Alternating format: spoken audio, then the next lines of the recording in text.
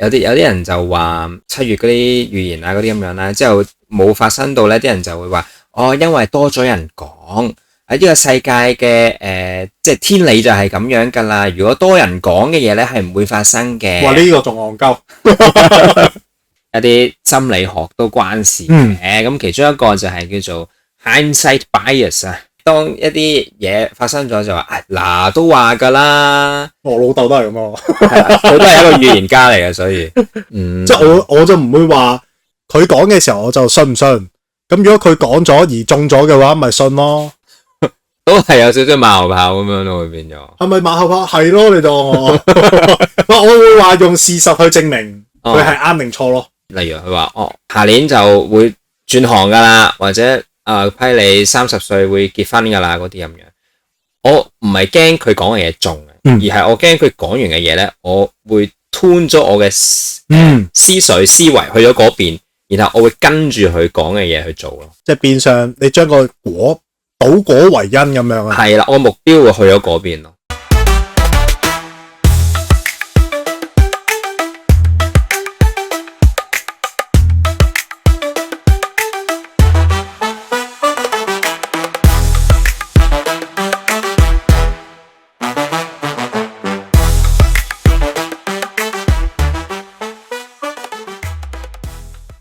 大家好，歡迎嚟到新一集嘅長期飯腳，我係主持人江仔，我係 Paco 啊。喂 Paco 啊，今集想講啲乜嘢啊？喺講啲咩之前咧，我要解釋下點解要學飯啊呢度先。就係咧，啱啱我落嚟嘅時候咧，唔記得帶某樣器材，結果咧啲時間好緊絀，本身諗住食埋飯先嘅，但係而家冇計，真係要長期飯腳咁樣一路食啦。我覺得都貼題嘅。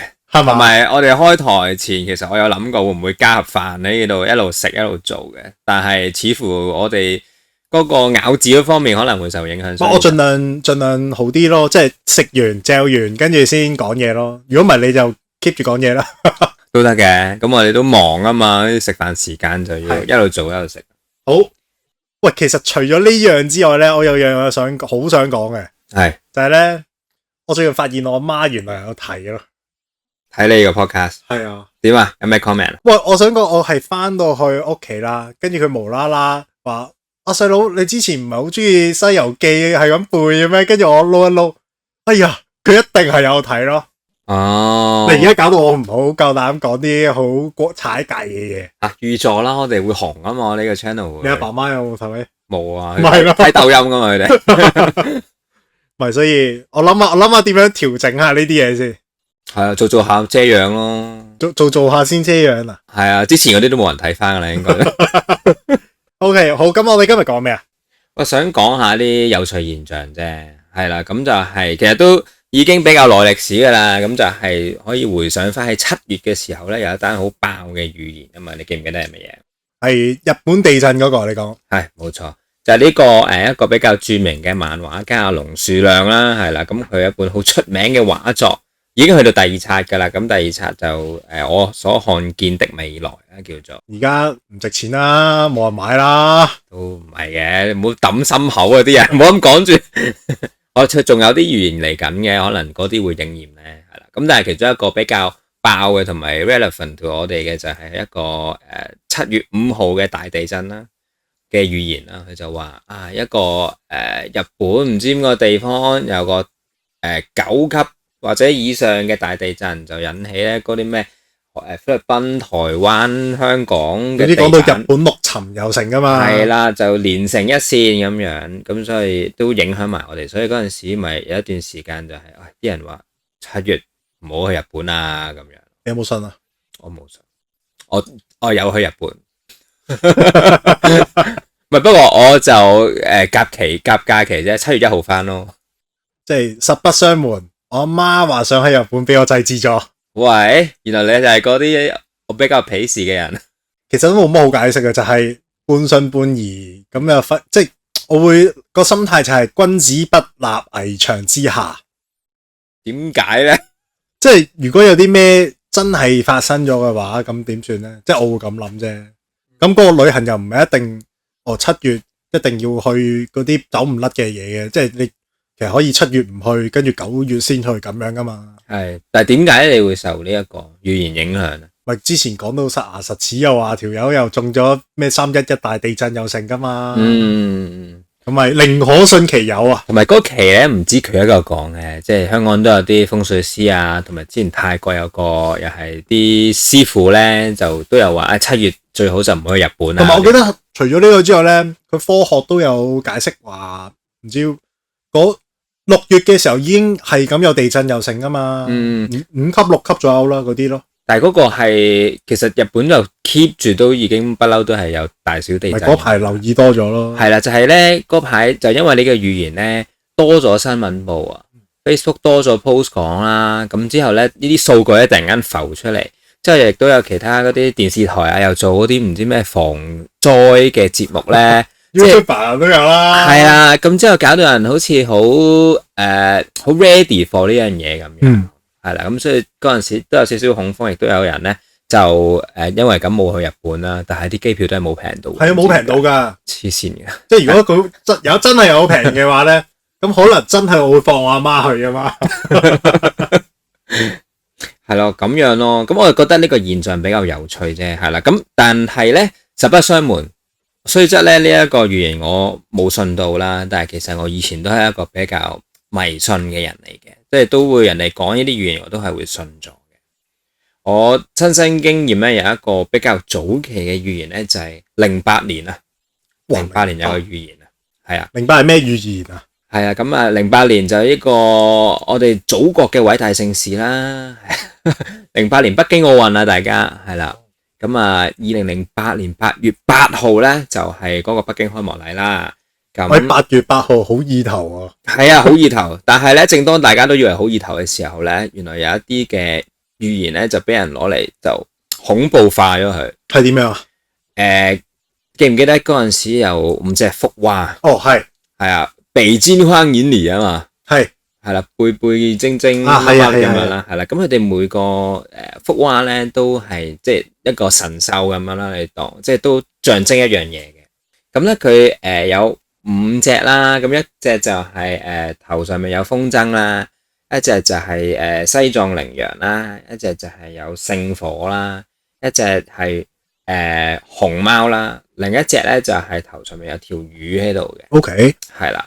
咁啲人就分析啊，呢5隻就代表5行啊嗰啲咁樣啦，即係有好多唔同嘅理論啦。咁但係咧，亦都咁啱咁巧咧，喺08年咧有好多嘅天災人禍咧發生咗。哦，係咪地震啊？又係係啦，熊貓咧就其中一樣嘢就係地震。咁咧同埋點解啱啱頭提過8月8號咧？佢話一啲嘅事件發生咗咧，嗰個日期啊。加上去咧都係等於8嘅，係啦。例如係咩咧？四川你記唔記得幾時發生個地震？係咪3月嗰啲啊？5月5月512啊。哦，5加1加2等於8咁樣咯。哇，係啦，係咪好巧啊？好巧喎！之後佢有啲咩雪災啊、天災就有一單就喺1月25號嘅，係啦，加埋又係等於8啦。另一單就係嗰陣時藏族有啲即係事件啦咁樣，咁3月14號加埋又係等於8，係啦，咁啊種種加埋，咁咧即係奧運開始之前咧，有4單嘢係應驗咗噶啦，即係例如即係有有風箏喺頭上邊嗰隻福娃咧，係啦，佢象徵咗係風箏之城啊。嗰個地方叫做濰坊，就喺山東嗰度。咁嗰陣時就有一個好嚴重嘅貨車事件。OK。另一個就係熊貓啦，係啦嗰啲咁樣。咁剩翻一個咧，福娃咧就係一條魚嚟嘅，即係代表水啊嗰啲咁樣啦。係啦。咁嗰陣時就有人去吹噓，就話中國嘅南方有啲人話係香港係啦有海嘯，有人唔知邊日嘅。嗰陣時我就好驚。喺度，問我老豆，香港係咪會海嘯㗎？嗰啲咁樣，似係7月1號啊，7+1啊，喂，定係8月1號啊，8×1咁啊，係咯，類似啦，係可以咁講嘅，係啦，咁所以就有咁樣出虛過，係啦，亦都俾一啲反共分子係攞過嚟講嘅，咁樣咯，但係。好流咯，我覺得。流啊！即係你講數字加埋呢個係，我唔係好信咯。哦，但係人哋又講到嘛，你即係咁樣叫做講，令到成件事合理咗嘛。你試下你出生嘅年份加你嘅歲數，就等於今年喎。係喎，呢個都係咪先係語言嚟喎。你話 exactly 講到嗰一日嗰啲就似預言多啲咯，呢啲就比較似，我唔知你有冇睇過，我哋之前講睇劇噶嘛。細個唔知有邊套戲咧係講推背圖嘅，嗯，就係嗰啲就係畫張圖，咁跟住咧就解釋我原來呢個就代表幾多年之後咧就謀朝篡位嗰啲咁嘅嘢咧。咁我覺得呢個就比較似你啱啱講嗰隻數字加埋啊，即係但係我自己就偏向呢啲係人嘅詮釋多啲咯，而唔係 exactly 你話有個先知棟喺度話俾你聽，或者有本書棟喺度話俾你聽，7月就係地震，即咁樣咯。所以你就信咗龍樹亮嗰套，變咗你半信風格就係咁樣。我再重申係半信半疑，OK。OK，你個半疑係7月5號打後啊嘛，係咪？我唔係啊，我應該話我唔信又唔算信，但係又有啲科學又咁講，跟住有啲玄學家又咁講嘅時候，咁就唔好去啦，咪由佢咯，最多冇事，咁咪證明我錯，咁咪好咯。但係咧，龍樹亮嗰單嘢咧，佢之前比較準嗰單就話311大地震啦咁樣。咁佢都係寫咗個日期出嚟嘅啫，但係咧，其實佢喺個漫畫嗰度咧，佢唔係話寫地震好似係寫大災害咁。係啦，咁變相可能即係啲人咧就會有少少事後孔明咗啊。即係又係人嘅詮釋話，大災害，咁你日本有咩災害啊？咪又係地震同海嘯，即係咁樣，類似咁樣啦，係啦。咁呢個可能有少少關於我哋人類嘅心理學啦，我哋一陣可以講多少少咁樣。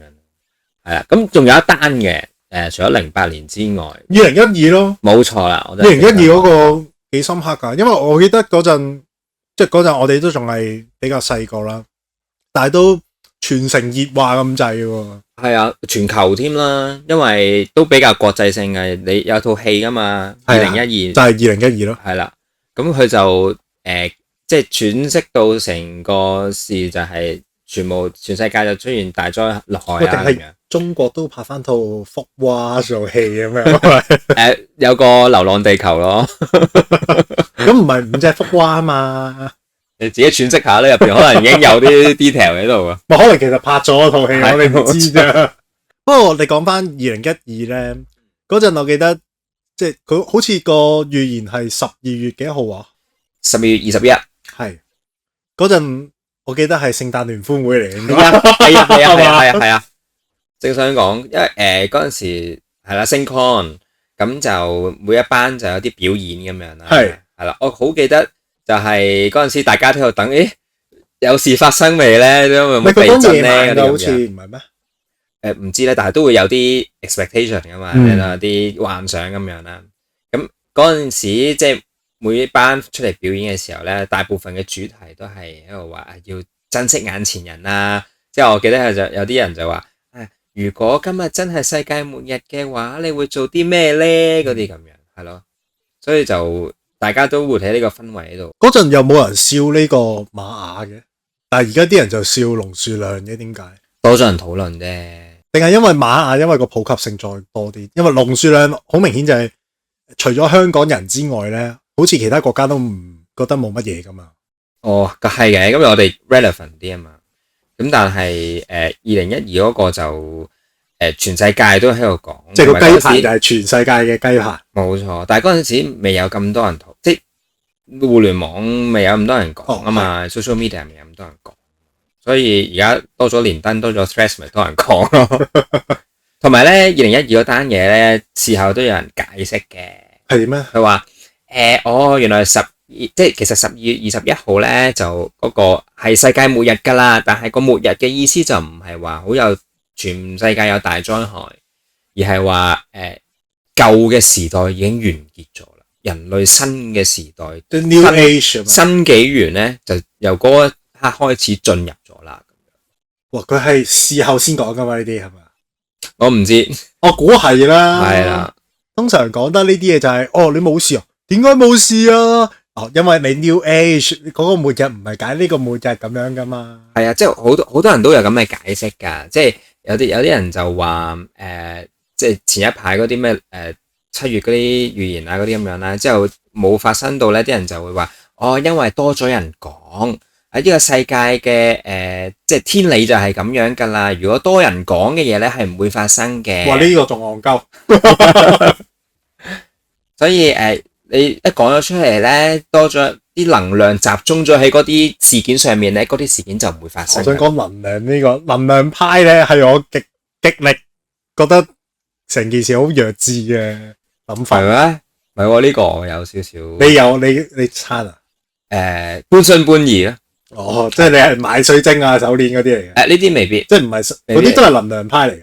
係，但係嗰啲有少少詐騙成分㗎，我覺得係啦。但係另一派即係你話正能量、負能量嗰啲，我係 OK，我都覺得麻麻地喎。我比較偏向科學派多啲，即係你自己諗嘢正向啲啊。咁你個心態會令到你對呢件事嘅睇法，或者實際上你做嘅嘢點樣影響到件事係有影響嘅。即係我會比較偏向呢啲咯。即係你係麻麻地吸引力法則嗰啲嘢。我麻麻地真係。我哋下一集可以有機會再講，不過我哋翻嚟呢度先。冇錯，係咯，類似呢啲咯。咁所以其實即係經歷過早期呢一啲咁嘅預言喺度好多吹噓啊嗰啲咁樣咧，其實而家就算我都唔會信。唔係太多啦，即係之前又有啲咩印度神童又話唔知邊度有災害又成噶嘛。係啦，講真嗰啲佢講咗咁多個，其實都係中得嗰一兩個，仲要係佢一中嗰啲咧。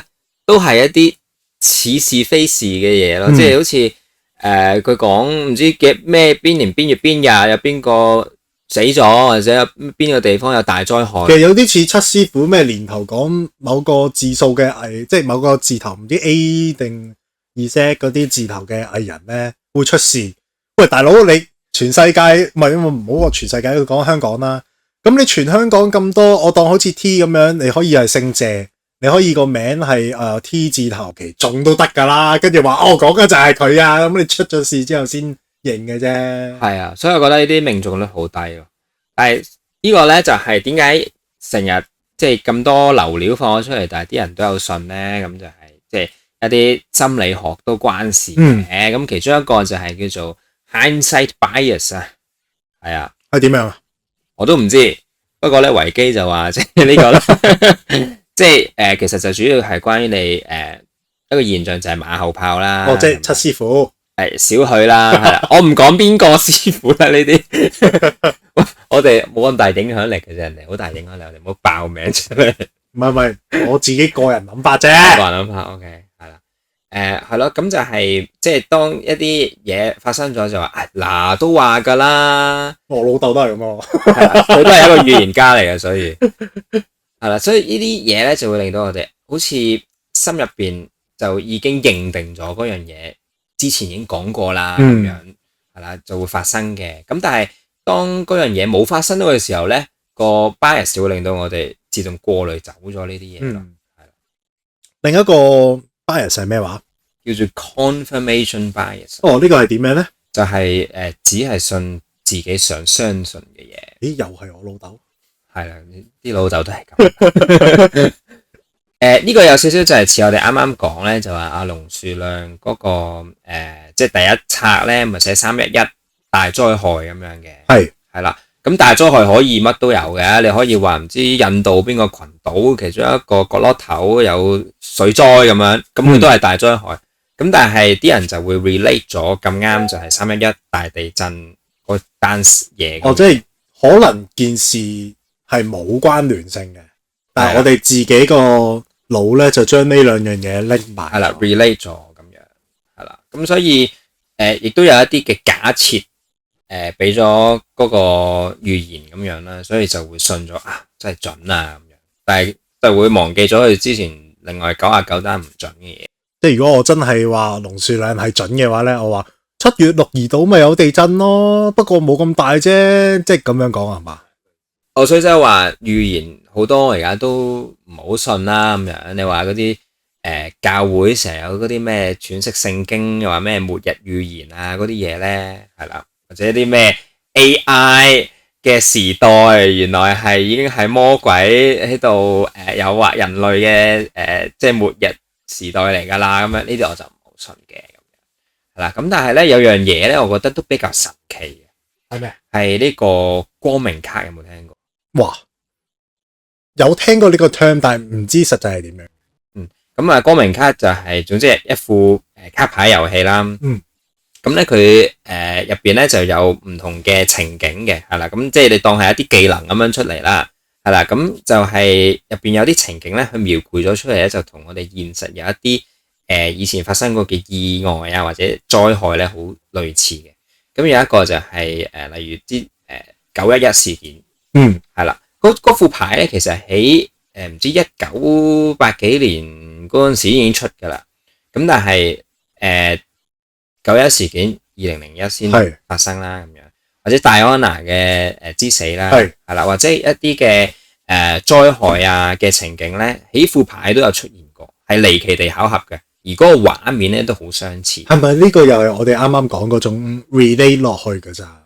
有機會，但係佢有一啲，如果你睇翻圖嘅話咧，佢有啲好相似，即係尤其是911嗰個咧，真係巧合地中嘅。我後期擺唔擺上去條片度？冇錯。但係亦都有關即係我哋啱啱個 bias 嘅，呢個都唔完全否定嘅。係啦，咁但係因為呢啲咁準得咁交關，我會有少少半信半疑啦。即係除咗呢副牌之外咧，另外咧就係 Simpsons， 啲人都成日講嘅咧，係啦。哇！呢個我覺得真係純粹自己 relate， 認真。又係咩？我覺得係啊，即係你唔係話誇張到我個整 Simpsons 嗰個 producer， 我就係有預見能力，我就要整呢一集出嚟，佢話俾世人聽咁樣噶嘛。咁可能有一啲意外唔係天災咧，可能係人為咁樣去咁鋪排咗。係啦，我俾啲牽使你。咁呢個就唔係預言咯，呢個係直情係預告咯，陰謀論嚟㗎。係咯，呢邊有你信嘅？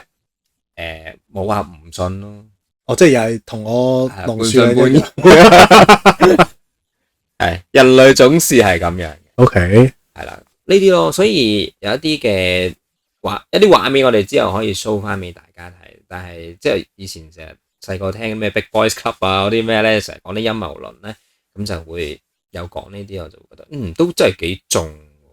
嗱，我覺得對於類似嘅陰謀論咧，我唔係話唔相信，即係你好似話可能 Simpson 佢有啲人為嘅嘢，佢咁樣預告咁樣啦，即係我唔係唔信，但係我自己比較信證據多啲嘅。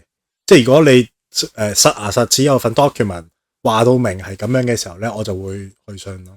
但係如果我覺得有好多時候就係件事擺喺度，跟住件事擺喺度，跟住呢兩樣嘢咧，你將你自己個睇法夾硬加個扣落去嘅話咧，就變咗有呢兩樣嘢有個聯繫喺度。但係其實個扣咧，全部你自己 up 都得噶嘛，即係你唔需要有任何邏輯喺入面噶嘛。咁你信唔信風水命理啊？還好呢個，因為我somehow我覺得風水嚟講咧，係某種 statistic 嚟嘅。OK， 即係social science， 即係你當可能statistically， 如果嗰個人個鼻咁高嘅話咧，佢就有咁嘅命運啊咁樣。係咪命運咧？嗱，你如果講樣貌即係相咁樣嘅話咧，面相咧，我會比較偏向係有咁上下面相嘅人咧，即係我當可能靚仔啲或者樣衰啲嘅話咧，咁嗰種人咧，其實佢喺出到嚟面對其他成個社會嘅話咧，佢係有某一種嘅 benefit 多啲咯，我會覺得。即係我當可能好靚仔或者好靚女嘅話咧，咁啲人對佢好啲，即係相由心生咁解咧，就係話我自己偏向咧就係我靚仔啲，我靚女啲。咁啲人咧對我好啲，咁我自然咧對人會再對佢哋好啲，咁就變相好似我因為我有呢個咁嘅相，我就個親和力會高啲咁樣咯。咁例如可能有啲人，可能佢性格好和善嘅，但我當好似我咁樣啦，我唔講嘢嘅話咧，我望到好似好惡噶嘛。咁但係當啲人見到我呢個惡樣嘅話咧，佢哋會覺得哇呢個人咁惡，我唔想埋去喎。咁就變咗我 sense 到呢種 vibe 嘅時候，我就會啲人都唔想埋嚟，咁咪由佢咯，即係咪繼續，即係呢個似係一個互相俾嘅一個 signal 去令到有呢件事發生咯。即係如果你講面上嘅話，OK。咁嗱，可能面上比較虛啊，就我當可能有個算命佬同你講話，你30歲前會結婚呢啲咁樣，之後唔知35歲就有個女咁樣，咁呢一啲你會唔會信啊？呢個都係嗱風水命理有講過㗎，我有人有講過話，我某一年會見到唔知咩真命天女咁上下啦，但係咁冇就係冇咯，就係咁咪唔信咯。即係我就唔會話佢講嘅時候我就信唔信。咁如果佢講咗而中咗嘅話，咪信咯。都係有少少馬後炮咁樣咯，會變咗。係咪馬後炮？係咯，你當我我會話用事實去證明佢係啱定錯咯。呢個咧我自己都半信半疑啦。但係其實我擔心自己如果去咗算命咧，我係會好信嗰樣嘢嘅。係啊，我幾清楚自己一定唔會咁信先。所以其實或者我會好受佢所講嘅嘢影響咯。所以我就唔好夠膽去算命，即係例如點樣咧？例如佢話你下年就會轉行噶啦，或者批你30歲會結婚噶啦嗰啲咁樣。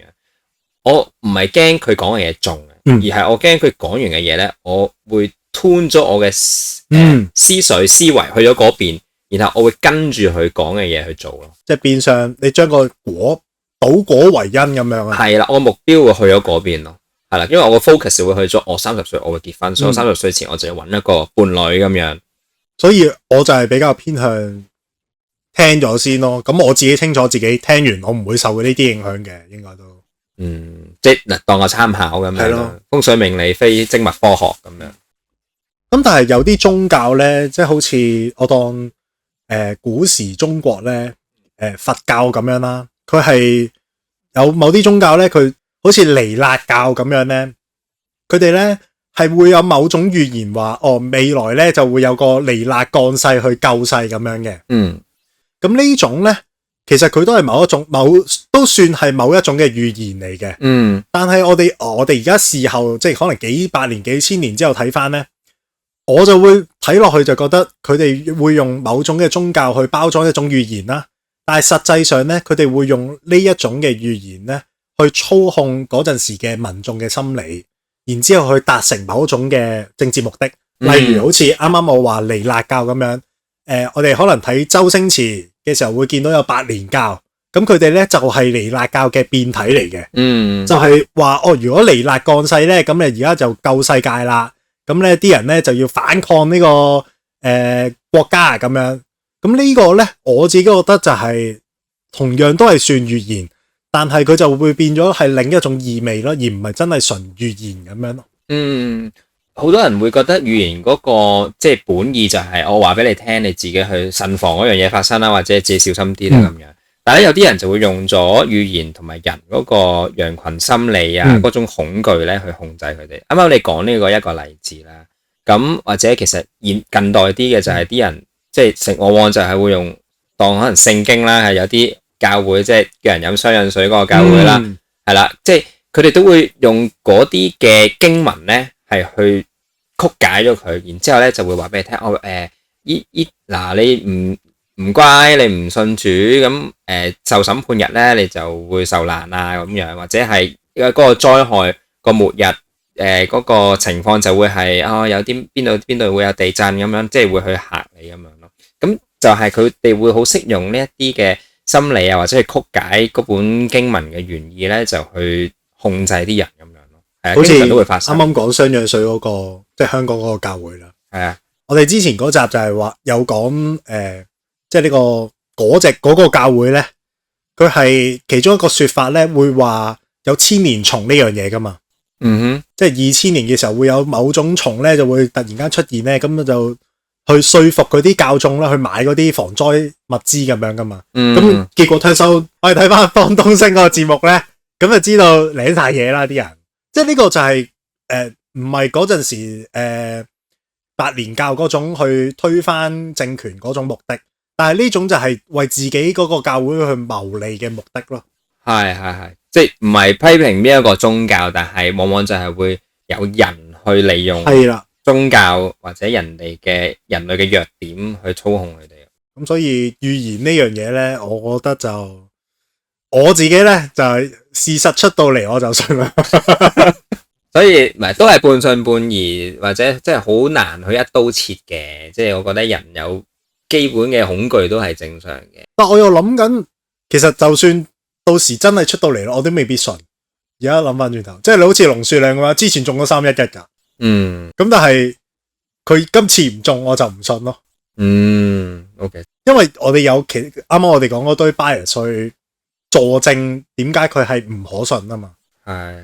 咁所以你話如果真係要信嘅話，我覺得我都未諗到自己點樣會信到呢啲預言咯。因為嗰件事佢批得你佢對你嘅影響太多啦。即係我例如你當真係去日本咁樣，話有地震同埋你地震有香港人有海嘯咁樣，咁即係你會變咗即係同埋你會好驚你事後如果真係發生咗，你嗰個 cost 會係幾大咯，同埋你會受到嘅承擔係幾多咯。即係我 say 你阿媽嗰陣時真係去咗日本啊咁樣，咁你會有個擔憂係正常嘅，因為你會覺得喂，假若真係萬一我得一個老母啫喎，係啦，發生咗，你可能會即係有啲咩事三長兩短啦咁樣，又或者喺你阿媽嘅角度就會係已經夠咁多人講過啦，提咗你7月唔好去啦，但係我都係去嘅話咧，到頭嚟我有咩事咧，我係抵屌嘅咁樣咯，即係可能佢自己都會有呢種恐懼咯。不過我純粹係唔想 take risk 啫。係啦，咁所以係睇你個 risk 個 level 可以去到邊嘅。咁睇下大家有冇聽過啲咩預言咯，分享下俾我聽咯。信我就未必信噶啦，不過佢可能會信嘅。我都唔信嘅，我都唔信。咁今集時間就差唔多啦，下次再見，拜拜。